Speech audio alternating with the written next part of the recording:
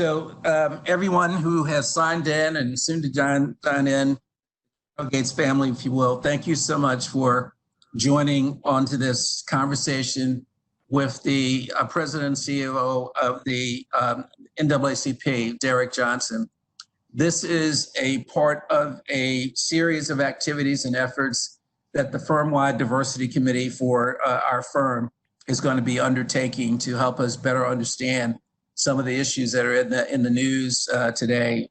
Pallavi Wahi, who is the firm-wide chair, will have something more to say about that at the end of the conversation.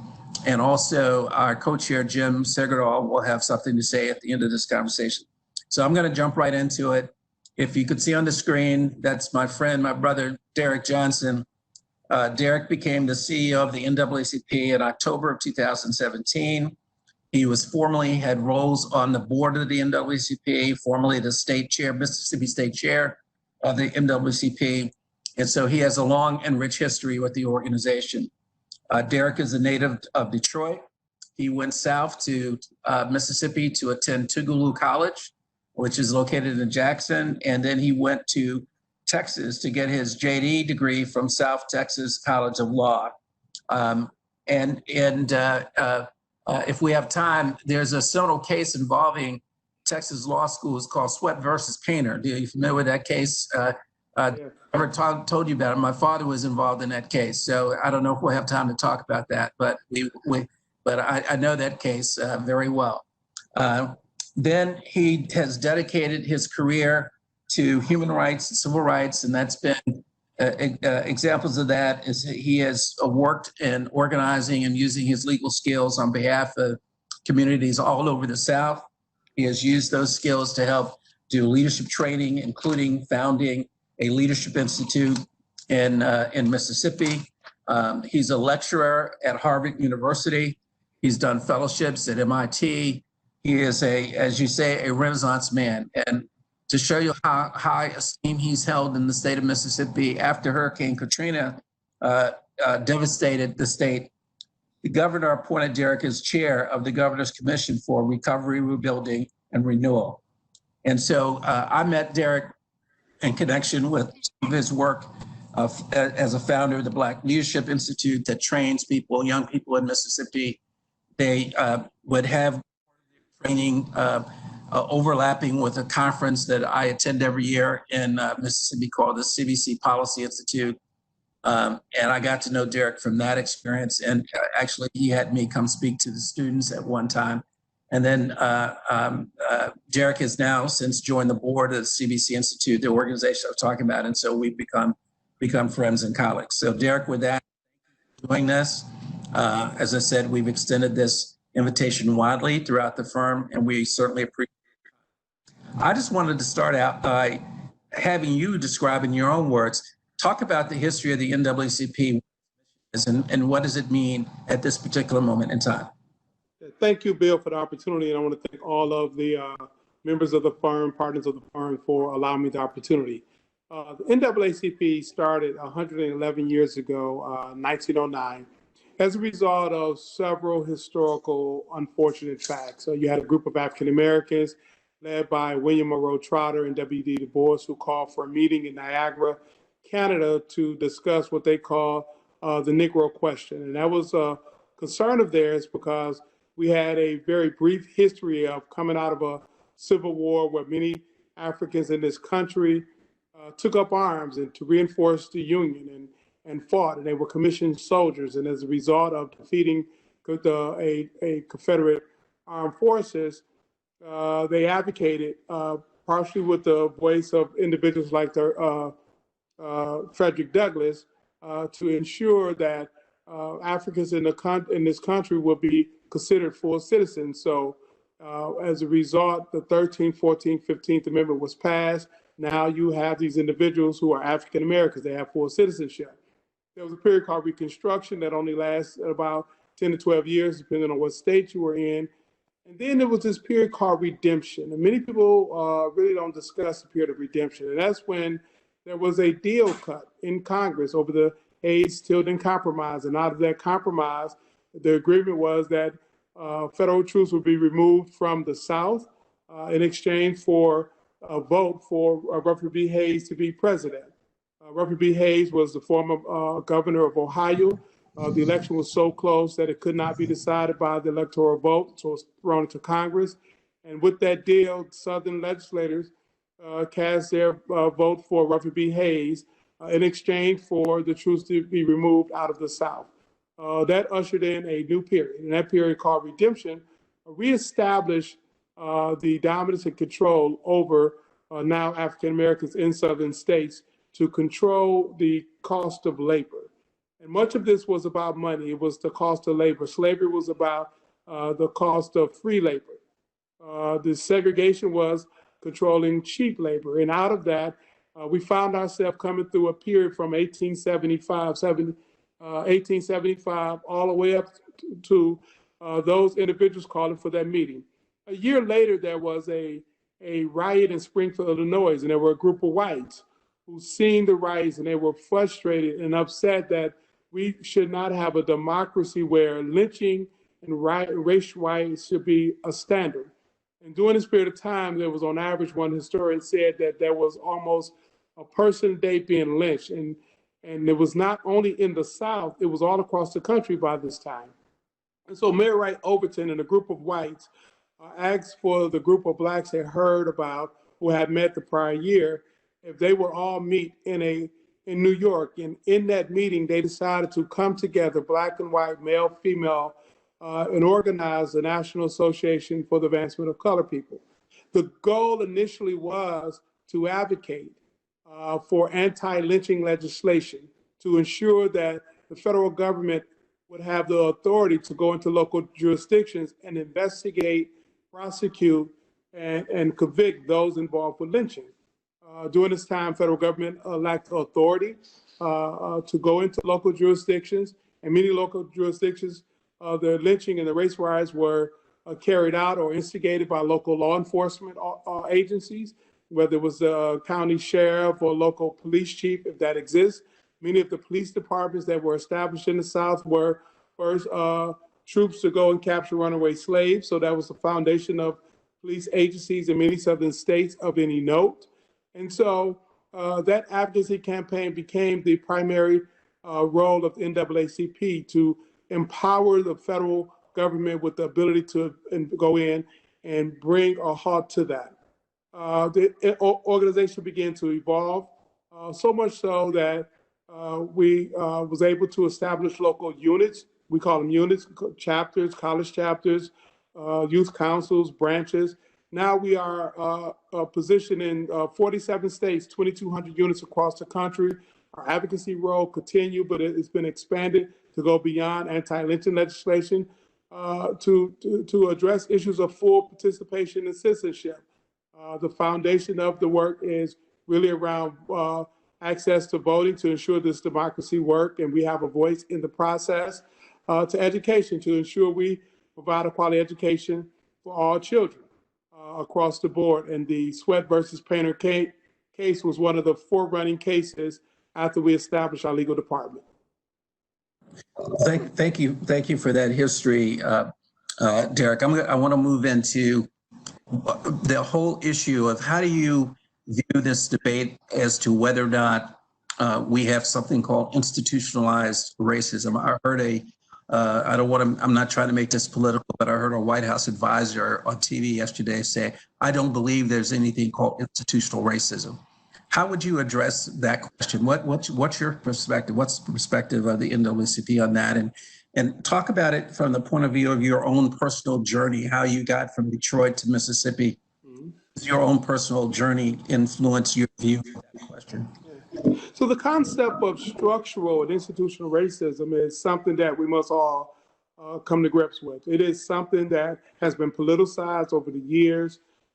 In fact, race is perhaps one of the most effective tools to get voters to react, good or bad, to public policy. Much of our public policy, unfortunately, has been informed with some type of divisive tool or some type of tool to bring communities together who otherwise will be divided. And race is one of the strongest weapons. Race and morality have always been two of the strongest weapons.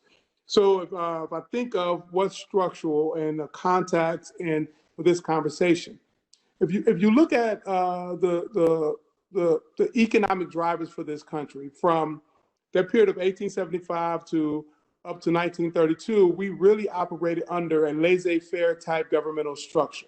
And during this laissez-faire governmental structure, there was very little regulations, and industries were able to have just complete access on how to control modes of productions and what will govern and regulate how they produce products and the byproducts that came from that, how they would dispose of it.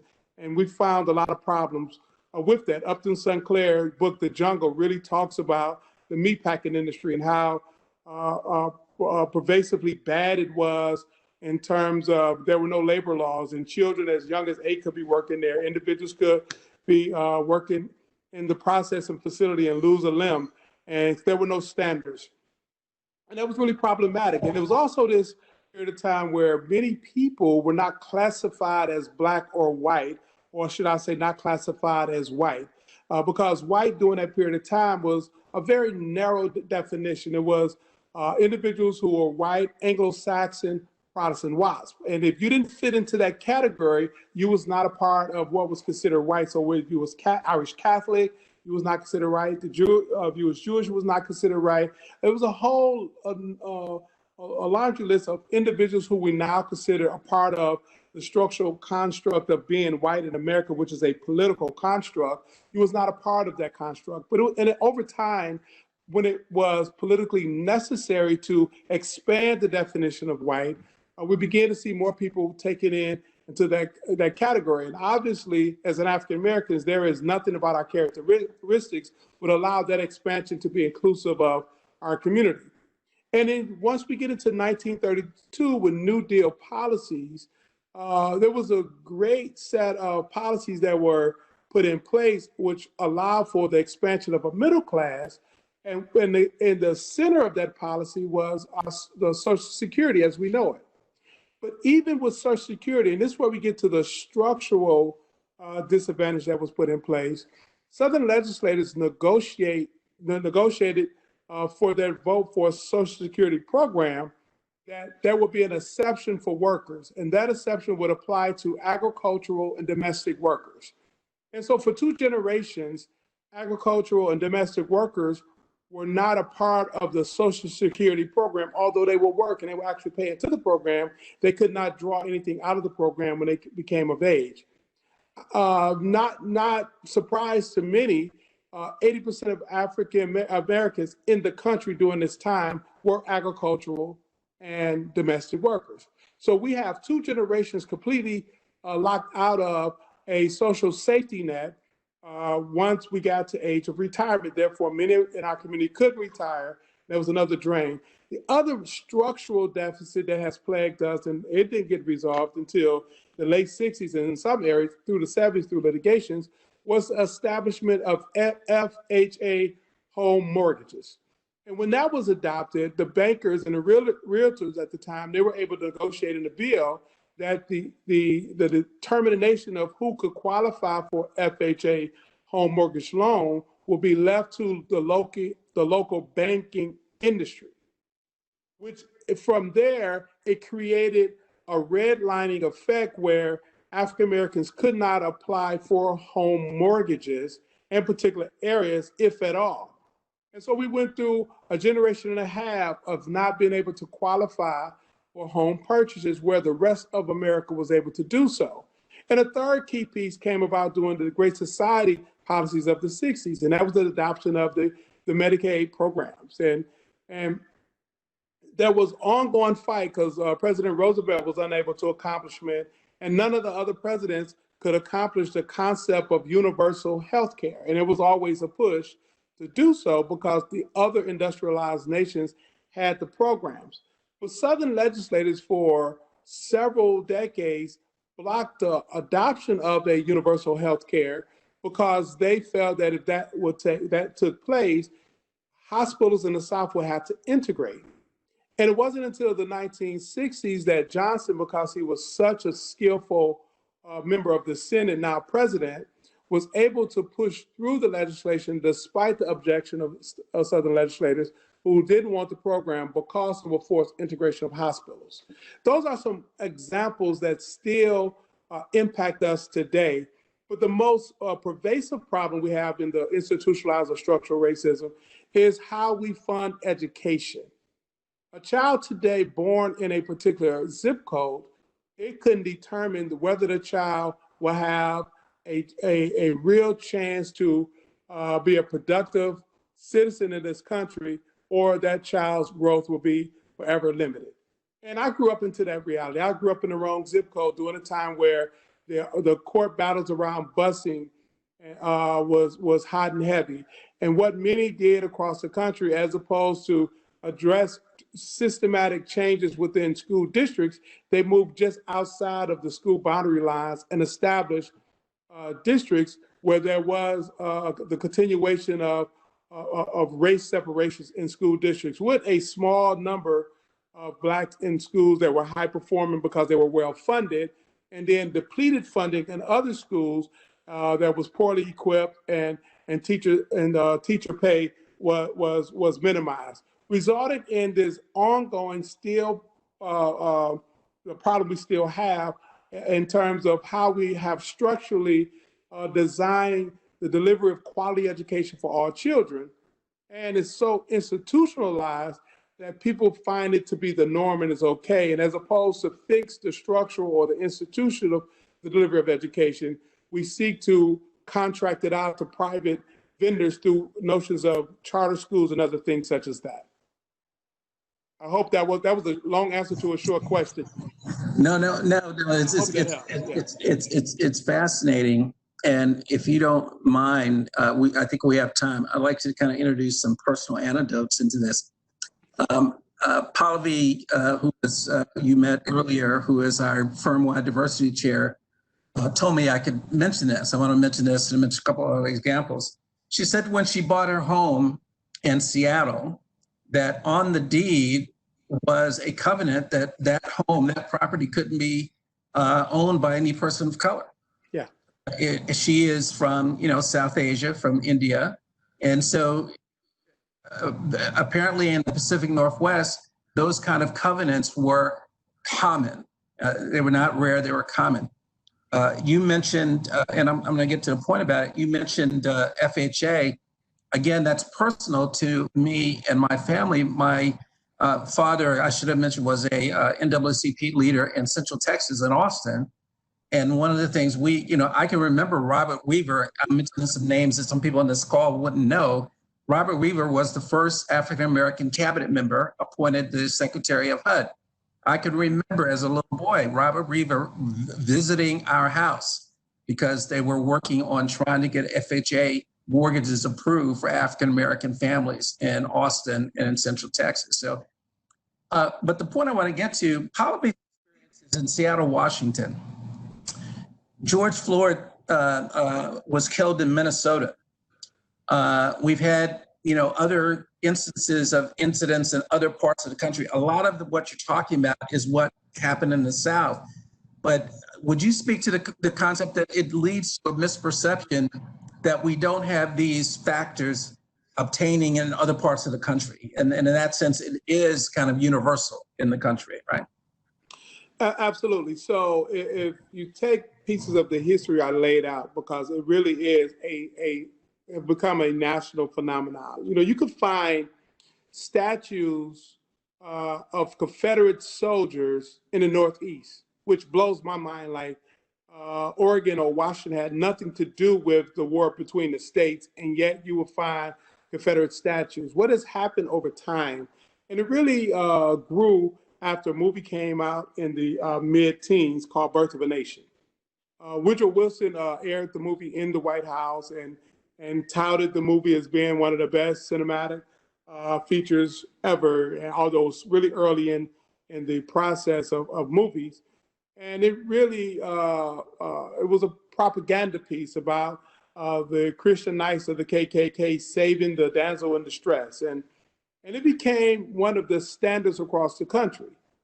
And what was most disheartening about that movie was the way the images of the movie went across the country and placed in the hearts and mind the concept of white supremacy. That's a concept that if you ever go back and read any of the historical documents leading up to the Civil War, the concept is constantly mentioned in Southern papers. If you look at any of the articles of secession of any of the states that succeeded from the Union, they talk about white supremacy or the supremacy of the white male. And so that was a concept that was really embedded in the minds of individuals as the notion or the redefinition of whiteness began to expand. All of us have come here under two realities. We come to this country out of being treated as a minority or an outlier of our home country, our ancestors' home country, or we were brought here to be exploited for free labor. And in many cases, individuals who found themselves being able to align under this social construct of being white to try to be accepted to the class, they began to adopt this notion of white supremacy. And unfortunately, you find that across the country, and even in areas like Washington and in San Francisco, many of our cases in the past were applied or were brought as a result of issues of discrimination against Chinese in the Bay Area, in the San Francisco area. You will find that the Voting Rights Act also applied to San Francisco because of the pervasive discrimination that was taking place in San Francisco or in parts of New York. And it wasn't always about being Black, it was about communities being treated or being denied equal protection under the law.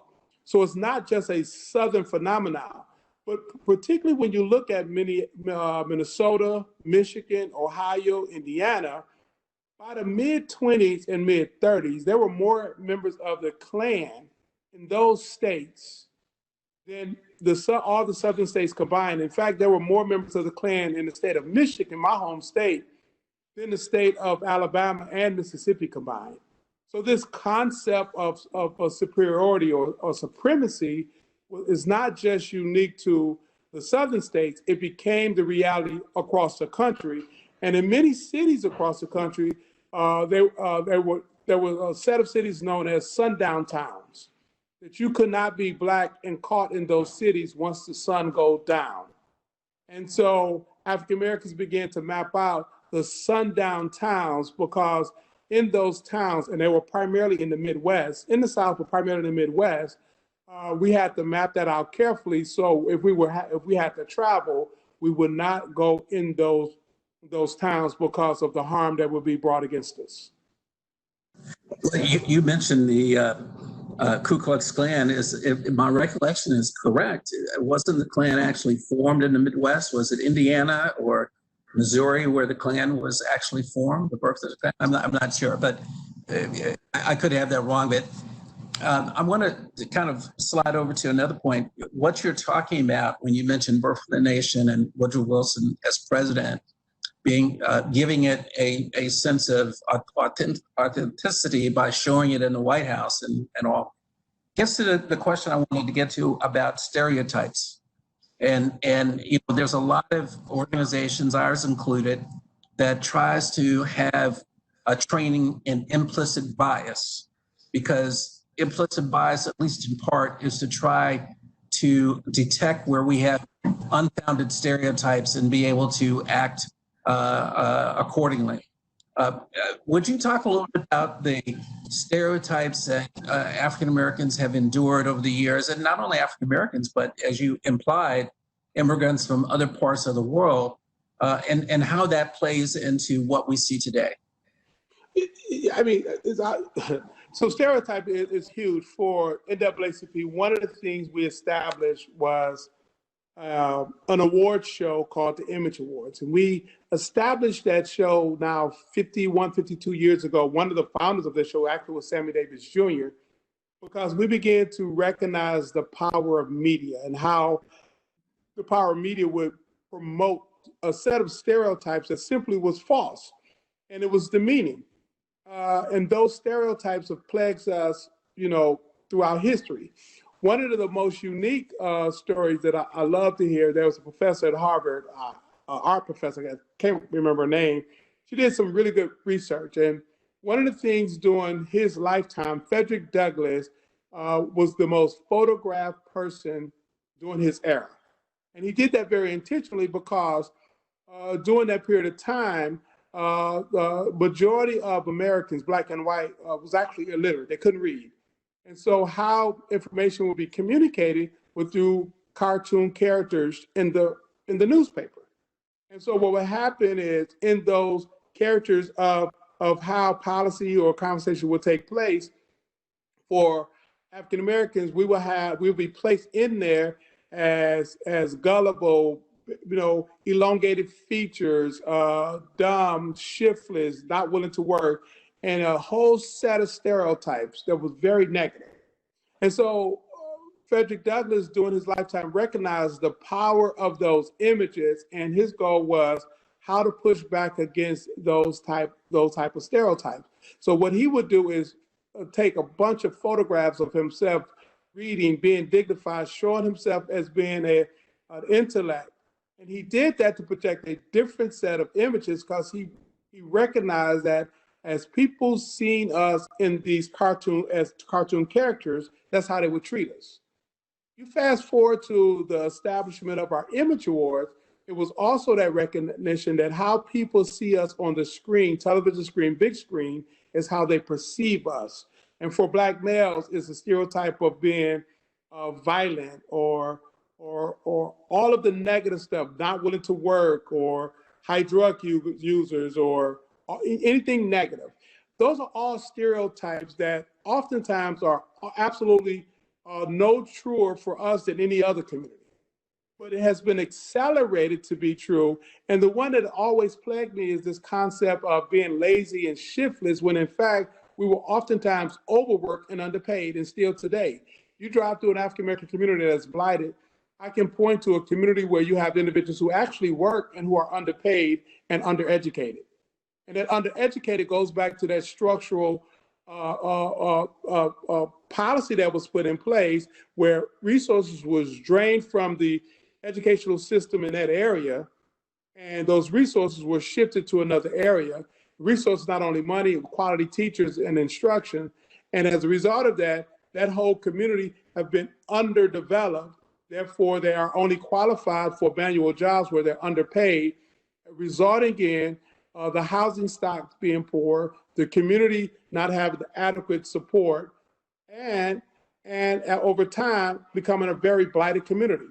There are very few people who can come out of that process, and you have to be able to navigate through a maze of unfortunate events just to get to level ground, then able to compete.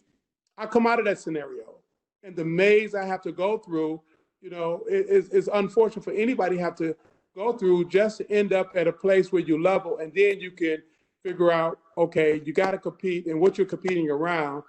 I remember my first month in law school, I was sitting there, I was saying, what is a tort? What are we talking about, a tort? I've never heard the word before. And I'm sitting between two people, one person who's third generation in law school, and the other person who clerked in an office or worked as an intern in the office all the way through high school. Now she's in law school. And I'm sitting in there and have never heard the word tort in my life.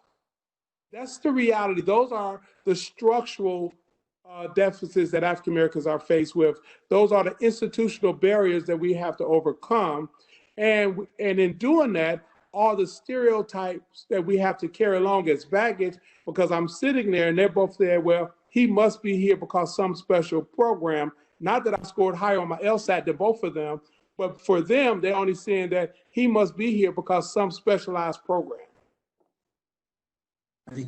I think there are quite a few, so I say older members of the firm who've probably gone through that experience that you talked about at one time or another. I want to get back to something. While the moment we're talking about the effects of institutionalized discrimination clearly on the African-American community, and you know this firsthand from growing up, being in the South. I grew up in the South in Texas.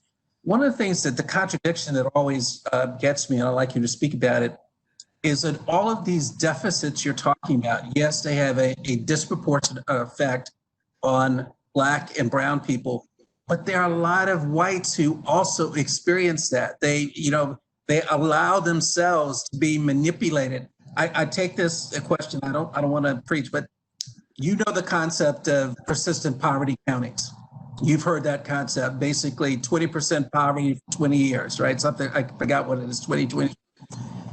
I'm amazed that if you just take the state of Kentucky, where Mitch McConnell has been the majority leader, they have a disproportionate number of those persistent poverty counties, which says to me that this leadership has not done things to uplift the majority of his community. And the reason I bring back these stereotypes, because it seems to me, and I'd like you to comment, it seems to me that people can use the stereotypes to divide people when really their interests are really aligned, because they're both experiencing deficits. But because you have race, you can always say there's somebody worse than me, right? Yeah, so I'm glad you mentioned Kentucky. So where I grew up in Detroit, everybody there migrated from somewhere else for jobs. And so where my family migrated from West Tennessee, Timmy Miller, his family migrated from Kentucky. You had Latinos, both Puerto Ricans and Mexicans who grew up in proximity, who migrated from different parts of Mexico, or for Puerto Ricans, actually they migrated from Puerto Rico to New York and then to Detroit. Everyone coming to work in the same set of auto industry or auto industry related operations, because those were the job opportunities. And all of the people who migrated there, even some of the people who migrated from different families who migrated from European countries, who ended up in this particular community, were all maligned and disproportionately impacted in negative ways around exploitation for free or cheap labor.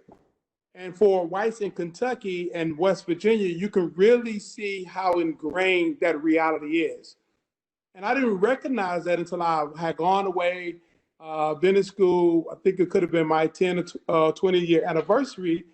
And I'm talking to people and realizing we could never complete a baseball season 2 years straight, because our little league, our Pee Wee League baseball team, all of us over the summer went somewhere else over the summer, and most of us went south. South, if you were working class white, to mostly Kentucky and a few to West Virginia. South, if you were Black, to Tennessee, Mississippi, Alabama. Even our Latino friends, they went away for the summer. And it really came full circle when I went back to that reunion to realize that all of our families migrated to this particular area seeking a better way of life, seeking job opportunities, seeking to pull ourselves out of the abject poverty that most of our families came out of. And unfortunately, for some of us, we were unable to navigate the system. That's Black and white. For others of us who have figured out how to navigate the system, and in many ways, just sure luck or having the angel teacher person at the right time to give the right advice we took, it became that moment for me to realize that race truly is a social construct, that we were all born into this zip code. And because we were born into that zip code, some of us made it out, others did not.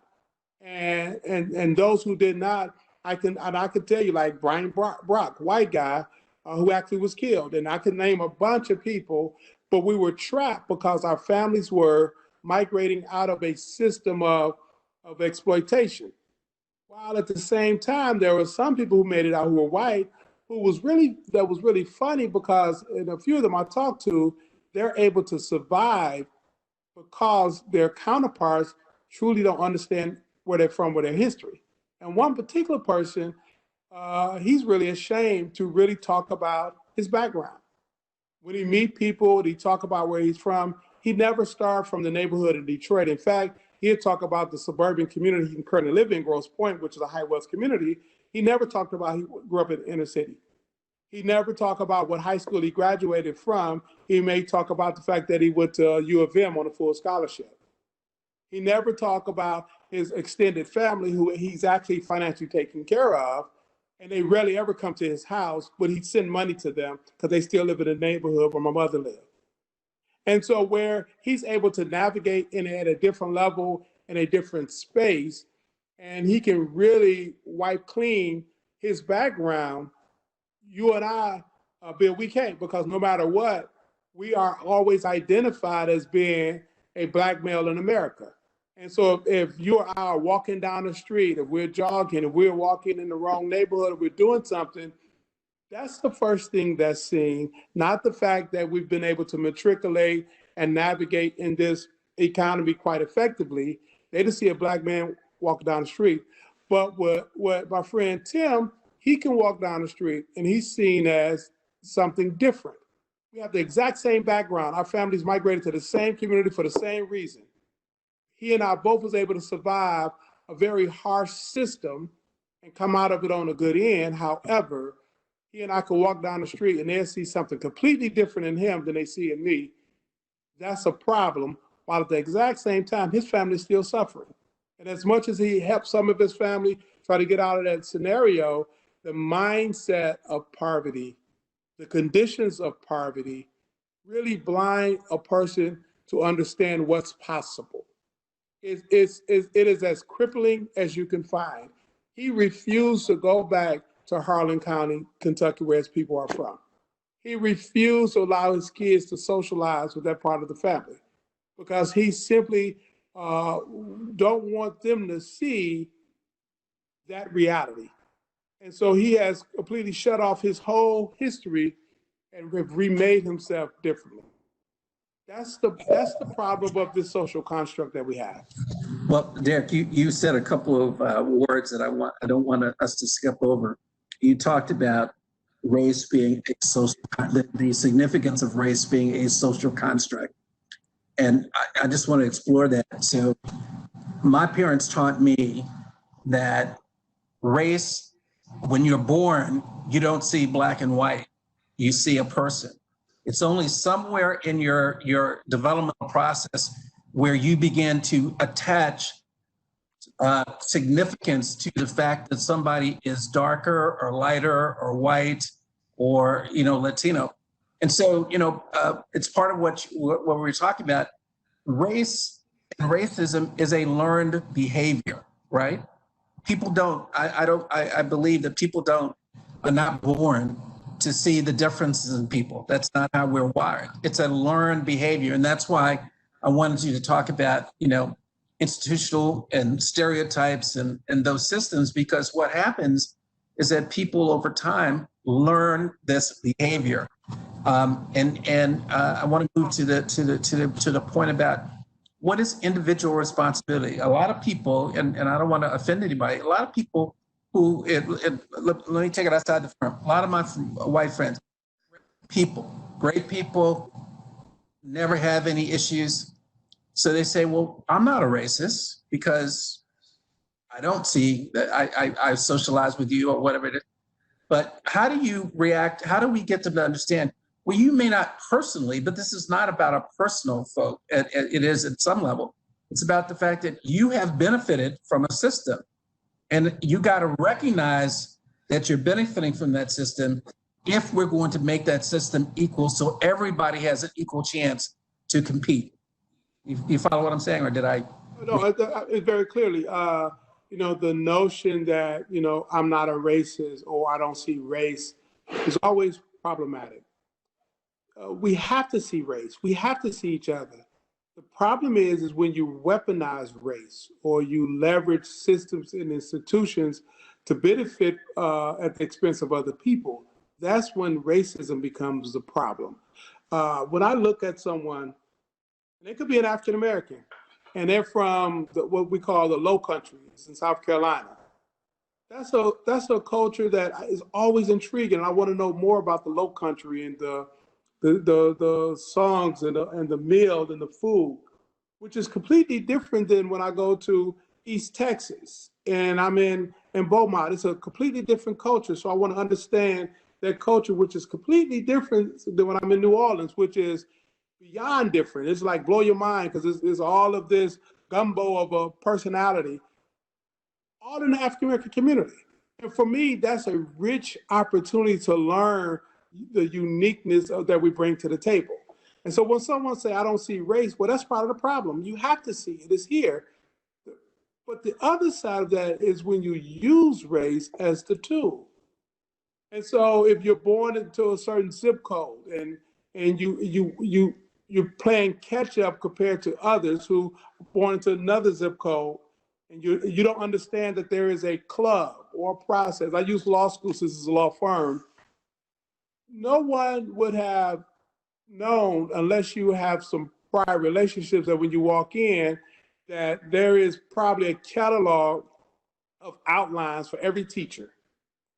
And that if you don't know that this catalog of outlines for a particular class exists, you may be going the long way around the barn to catch up what people already exists. And so it causes one person to run really, really hard in a long way just to catch up, and another person to start at an advantage that the other person have no concept it exists. And I can recall walking in and realizing that the whole scheme of law school is all about the relationships you build so that you can leverage the information necessary for a particular professor and be able to give back that professor in the language that they're looking for, an analysis of what's in front of you. And if you're able to pass that process, then you can be a part of another club, which can be a part of another club. And that club could be law review, whatever other club, but those clubs lead into opportunities, and those opportunities put you into a side of another club. Well, if you're walking in and you have no experience with anyone who ever been to law school, you have no concept of in order to navigate an institution like a law school, you got to shrink the building really fast and figure out your relationships so that you can navigate not only successfully through law school, but you can navigate successfully in your career path. That's a structural deficit that exists out of just sheer exposure. And then when you overlay that with the difference we bring based on race, where individuals are connecting because they look alike, they feel comfortable with one another, and there is no willingness to go beyond the comfort zone, that creates even a bigger deficit. And then when the whole structure of the institution is based on promotions around sometimes not even performance, but will this person fit into this culture? You take a potential associate out to dinner and you want to see whether or not they taste the food before they season food, and knowing that within that moment is a slight determination of their judgment and the microaggressions that take place in the building and see how they respond to it. All is a part of a structural institution that when you have a community like the Black community who've been isolated from this type of exposure, those structural deficits result in stereotypes and determinations that really minimize the potential that the person brings to the table and advance other people who may not be as skilled. I hope that makes sense. So I take away from those comments two or three things. First is we need to embrace diversity and recognize that there is diversity in race, as you said. The problem is if you take that diversity or you take that difference and you begin to weaponize it, or use it as a tool in a negative way to achieve a certain outcome, that's when you start to have the problem. And then when you apply that to institutions, what I'm hearing you say, institutions, sometimes intentionally and sometimes unintentionally, which is the implicit bias issue, start to use race in ways that lead to negative outcomes. That can lead to negative outcomes. It kind of brings me to the next topic. We've got about 5 or 7 minutes left, Derrick. We're a law firm. You're a lawyer. I'm a lawyer. We all, took an oath, and that oath has something along the lines of support and defend the Constitution of the United States and all that it means.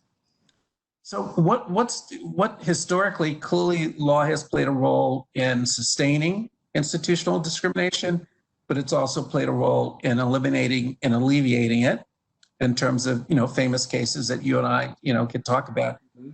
In the modern day, in this moment, what is the role you think of law firms, of lawyers, of courts, of police systems? What is our role? What is our charge in this particular moment? What makes it meaningful?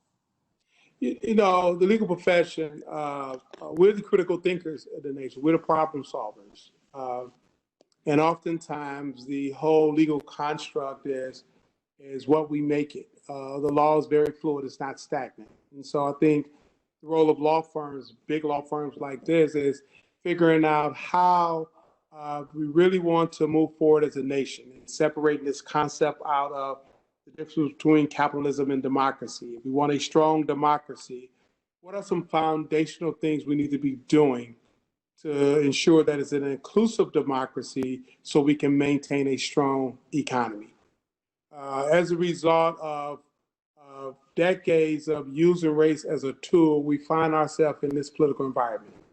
And this political environment have caused us to have a set of individuals who are making policy decisions really driven by a level of systemic racist conversations. Systemic in the sense that anytime you lead the conversation, let me be plain. We would not have this president if it wasn't for Barack Obama. And the reason why we wouldn't have this president because of Barack Obama is because Barack Obama walked into the office and he exhibited a level of excellence, but it gave way to a level of fear-mongering to a set of individuals that quickly was organized and execute on that fear-mongering. Now, the goal was not about the fear of race. The goal was about controlling the regulatory and legal landscape around tax policy. So race was used as a tool to address tax policy issues, which then opened the door for the current president to start a process along with a set of other individuals to continue to use that tool in a way in which now we see someone who otherwise would have never been considered sitting in the White House. Now, I'm not doing this as partisan, and this is not to malign anyone's political philosophy, because I really believe both parties have been hijacked by a mindset that we have to figure out in order to save democracy. And in the midst of that, we now find ourselves with a set of decisions being made because we lack the ability of having qualified people who are capable sitting in positions to make good decisions. But that only happened because the tool of race opened the door for this current administration. And for some of us, we would love to have George Bush sitting in the White House right now. At least you have someone that you can talk to that was civil, who, even if you disagreed on policy consideration, you knew that the nation's best interest was at hand. And yet we are in the midst of economic downturn and unemployment rate that we haven't seen in years because of fundamental decisions that shouldn't have been made by an individual who, quite frankly, is incapable of making sound decisions. Neither there was no legal training, nor is there a real desire to lead and get away from the race baiting, the divisive language that's taking place.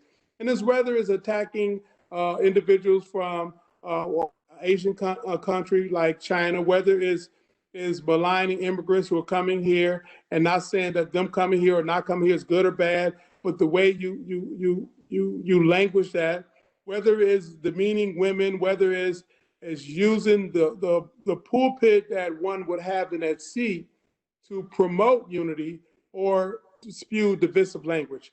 We've seen that for 3.5 years, which brings us here. The legal profession, law firms like this, we have to figure out how to navigate out of this moment, how to take the tool of race out of the political debate and address the tool of race so we can go back to political discourse as one, civil, and two, promote the furtherance of democracy and not rip it apart. And we are in that juncture, in my opinion, that if we don't figure something out during the November election, it is not one position, it's several. We may not have the democracy we've grown accustomed to and that we respect, because all of our institutions in many ways are being undermined, and the lasting structural racist institutions and delivery systems and how it's being used as a tool is front and center for us to address, so we can get back to what should be normal, whatever normal means, and in a way in which we can move forward. Well, Derrick, we've got maybe about 5 more minutes. Derrick, what I'm taking from what you're saying, you're saying fundamentally that leadership is important, and that you have to have leadership. And so, if I hear what you're saying correctly, like the legal profession should be leaders having a constructive conversation about race and about the construct of race in the country and the construct of discrimination in the country. That then translates into action within your own organization, whether it's a law firm, whether it's a legal fraternity, whether it's your bar association. And that's the thing that we as a firm led by Policy and the diversity committee, we are dealing with that. We want to show leadership. This conversation is part of the tools that we want to use to show leadership in this. So let's close out by saying, so is this really an inflection point? I've heard that term being used a lot. Do you consider what's happened in the last 2 or 3 weeks an inflection point? What does that mean to you? What does that mean to the NAACP? What does that mean in terms of what action is required if it really is to be an inflection point, right? I think it's a moment for us to decide what direction we're going to go. Are we going to go back to a history we know all so well, or are we going to try to struggle together for a future that we know should exist? Racism is bad for the economy. Racism is bad for business. May have been good for business and economy in the 1950s or 60s, but in today's reality, it's bad for business. It's bad for this democracy. And so it's an inflection point if we choose to take the right direction in the road. And it's not only a Black problem, it's all of our problem. And I don't think anyone would say that, we can't figure this out together. I love using the analogy that if 2 people sitting at a bar can learn to respect each other, even though they disagree, after a few drinks, they can figure out a solution to the problem that's in front of them. And that's what we have to do. How do we walk into the same place, generate enough respect for one another, and confront a problem that we both know exists and come up with a solution? None of us have the whole solution. All of us have a piece of solution. I could bring to the table my experience and the experience of my community, and you could bring to the table your experience and the experience of the communities you represent. But at the end of the day, those experiences are as important as we're willing to share, but also struggle through how we build new experiences. That's the only way we're going to move forward.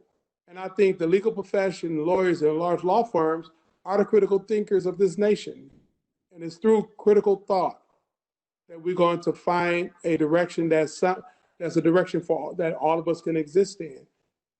I don't think we can survive as a nation if we don't. There are too many things being destroyed about our institutions. To see what happened that Monday when the military tear gassed people who was peacefully protesting. Maintain the freedom of speech and the First Amendment right to assemble is important. That's a part of how we came to be as a nation. That's a part of what we pride ourselves most on, and that's the First Amendment in our Constitution. Anytime we show that we would use military force, when military force is not necessary for a photo op, that's in the wrong direction. We must do better and be better.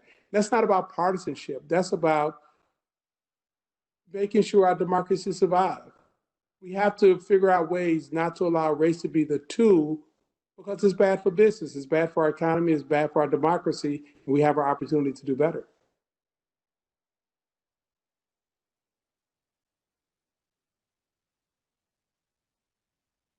Bill, I think you're on mute. Buddy.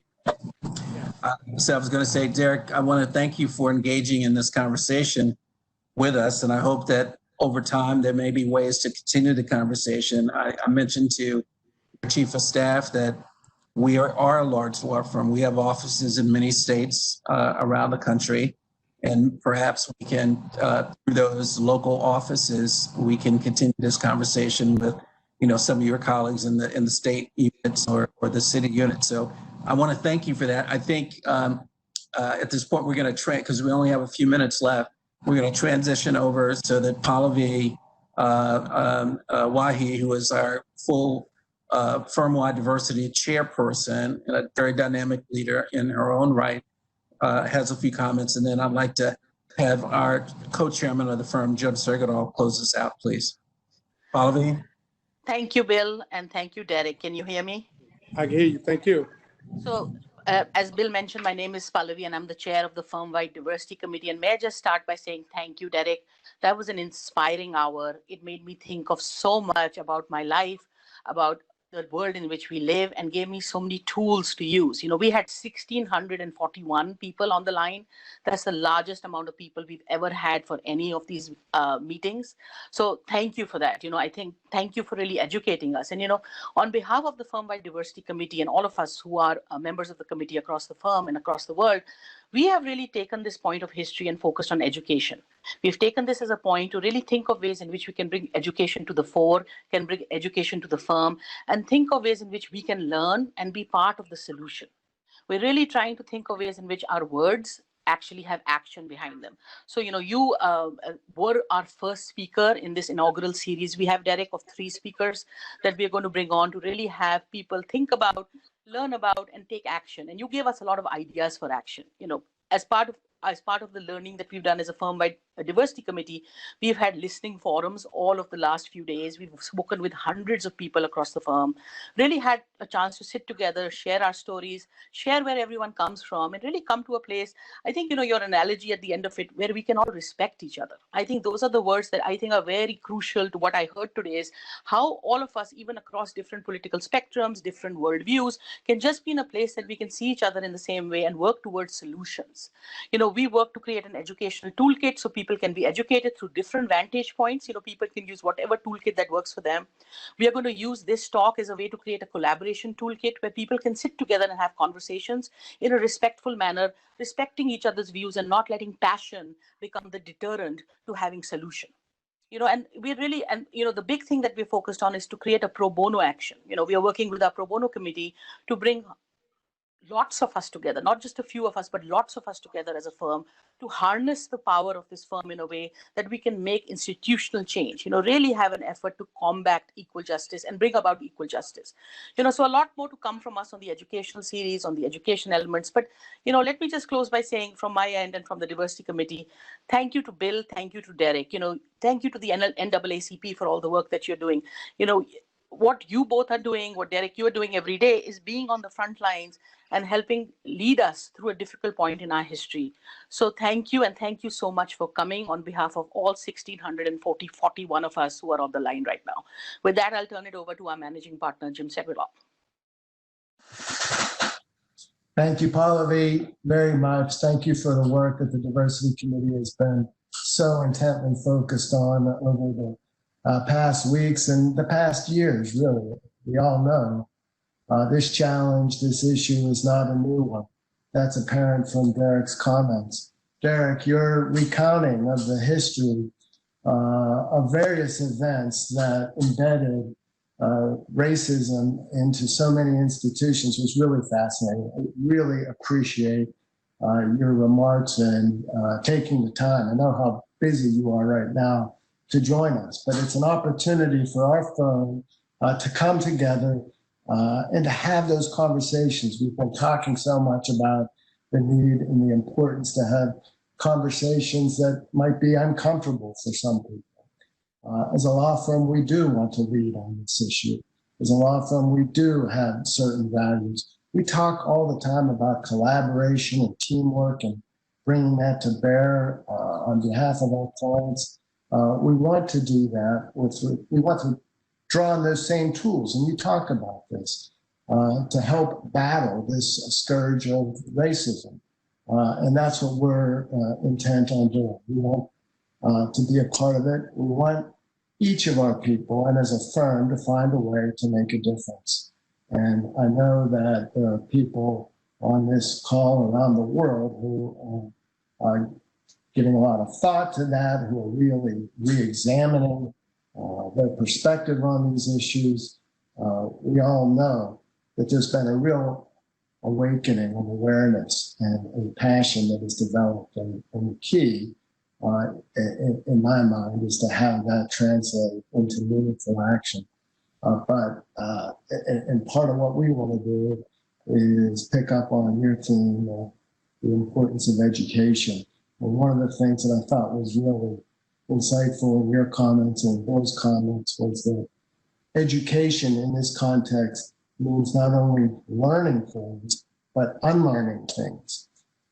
And that those are both so important, and they're individual responsibility of all of us to take that on. So thank you for sharing these perspectives. Again, I know how busy you are.